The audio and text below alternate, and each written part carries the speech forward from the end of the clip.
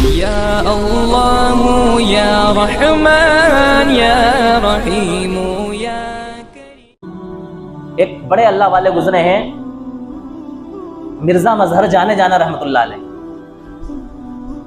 حضرت مولانا اشرف علی تھانوی رحمۃ اللہ علیہ نے ایک ان کا عجیب و غریب واقعہ ذکر فرمایا۔ بڑے نازک مزاج شخص تھے، دہلی کے اندر ان کا قیام تھا۔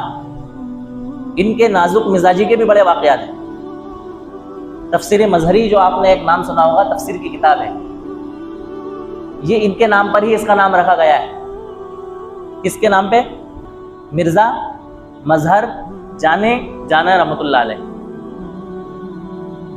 یہ بڑی اللہ والی شخصیت تھی۔ بلخ سے، یہ ایک شہر کا نام ہے جو کہ اس وقت میں ترکستان کے اندر تھا۔ وہاں سے دو لوگ حضرت کی خدمت میں بیعت ہونے کے لیے آئے کہ ہمیں حضرت سے کیا کرنا ہے، فائدہ اٹھانا ہے۔ بڑے چرچے ہیں حضرت کے، جیسے ابھی ماشاءاللہ کل ہمارے وہاں حضرت مولانا خلیل الرحمان سجاد نعمانی قدس اللہ العلی تشریف لائے۔ آپ میں سے کچھ لوگ وہاں شریک ہوں گے۔ کتنی گہری اور کتنی پوائنٹ کی باتیں بتلائیں۔ یہ ہوتی ہے قوم سے ہمدردی، یہ ہوتی ہے قوم کی تڑپ۔ اس طرح کے علماء جو ہے نا مفقود ہیں ہمارے معاشرے سے۔ کتنی پیاری باتیں آپ نے بتلائی۔ کیا کہا حضرت نے ایک بات کہ ہمارے علماء ایسی گھسی پٹی باتیں کرتے ہیں کہ عوام سننے کے لیے ہی نہیں آتی ہے۔ ان کو پتا ہے کہ وہی سب پرانی باتیں، کوئی نئی بات ہمیں بتاتے ہی نہیں جس سے ہمارا مستقبل روشن ہو، اور ہمیں تو وہ انتظار کرتے ہیں کہ کب خطبے کا ٹائم ہوگا اور ہم نماز پڑھنے کے لیے جائیں گے۔ یہ اس میں ہم لوگ اپنی غلطی مانتے ہیں، واقعتاً یہاں بھول ہے۔ تو فرمایا کہ ہم حضرت کی خدمت میں آئے، وہ لوگ بلخ سے چل کر کے، ترکستان سے۔ تو حضرت کا قیام جس مسجد کے اندر تھا دہلی کی، اس مسجد میں ایک حوض بنا ہوا تھا، اس حوض پر یہ لوگ بیٹھ گئے اور چرچا کرنے لگے کہ اس مسجد کا حوض بڑا ہے کہ اپنے شہر کی مسجد کا حوض بڑا ہے۔ گفتگو چل رہی، ایک کہہ رہا ہے کہ یہ بڑا ہے، دوسرا کہہ رہا ہے وہ بڑا ہے، وہ اپنی دلیل دے رہا ہے، تیسرا اپنی دلیل دے رہا ہے۔ وہیں سے حضرت کا گزر ہو گیا اس بات کو سنتے ہوئے۔ نماز سے فراغت کے بعد جب حضرت کی خدمت میں حاضر ہوئے تو حضرت نے پوچھا کہ بھئی کیسے آنا ہوا؟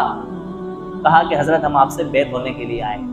حضرت نے فرمایا بیعت تو بعد میں ہونا، پہلے یہ بتاؤ کہ آپ کس نتیجے پر پہنچے؟ آپ نے تصفیہ کر لیا کہ دہلی کی مسجد کا حوض بڑا ہے کہ آپ کے شہر کی مسجد کا حوض بڑا ہے؟ وہ لوگ شرمندہ ہو گئے کہ ہمیں تو پتہ ہی نہیں تھا کہ یہی حضرت ہے، ان سے ہمیں ملنا ہے، پہچانتے نہیں تھے حضرت کو۔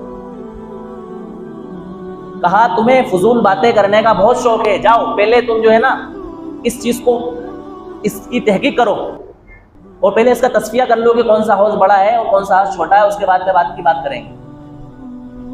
ایک چیز تو یہ ہے کہ تمہیں فضول باتیں کرنے کا بہت شوق ہے، دوسرا یہ ہے کہ بلا تحقیق تمہیں باتیں کرنے کا ملکہ ہے۔ جب تمہیں پتہ ہی نہیں ہے کہ کون سا حوض بڑا ہے کون سا حوض چھوٹا ہے تو تم بلا تحقیق باتیں کیوں کر رہے ہو اس طرح کی، اور ان باتوں سے تمہارا کیا فائدہ؟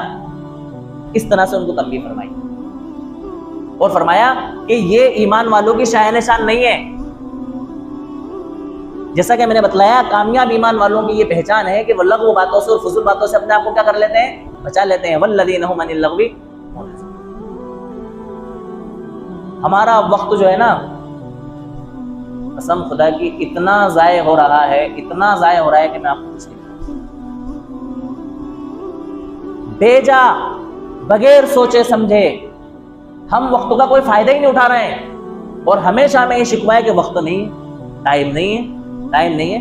ارے ہمارے اکابر کے واقعات تو ہم پڑھیں، سلف صالحین کے واقعات پڑھیں، صحابہ کی زندگی دیکھیں، تابعین کی زندگی دیکھیں، تبع تابعین کی زندگی دیکھیں، ائمہ مجتہدین کی زندگی دیکھیں، محدثین کی زندگی دیکھیں، مفسرین کی زندگی دیکھیں۔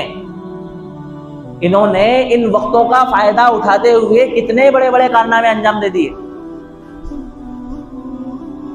ابھی قریب میں حضرت مولانا اشرف علی تھانوی رحمۃ اللہ علیہ نے ہزاروں کی تعداد میں کتابیں لکھ ڈالی۔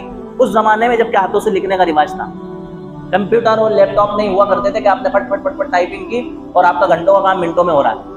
ہاتھ سے لکھنا ہے، اور قلم بھی، یہ پین نہیں ہوا کرتے تھے، وہ دبا چلا کرتے تھے اور وہ قلم لکڑی کے بنائے جاتے تھے اور ان سے لکھنا ہوتا تھا۔ 1000 سے زائد حضرت کی کتابیں ہیں۔ بعض حضرات تو فرماتے ہیں کہ 1800 کتابیں آپ نے لکھی، ہم پڑھ بھی نہیں سکتے 1800 کتابیں۔ یہ کیسے ہوا؟ یہ اپنے وقتوں کا انہوں نے فائدہ اٹھایا، اپنے ٹائم ٹیبل کا فائدہ اٹھایا۔ ہم ٹائم ٹیبل سے فائدہ نہیں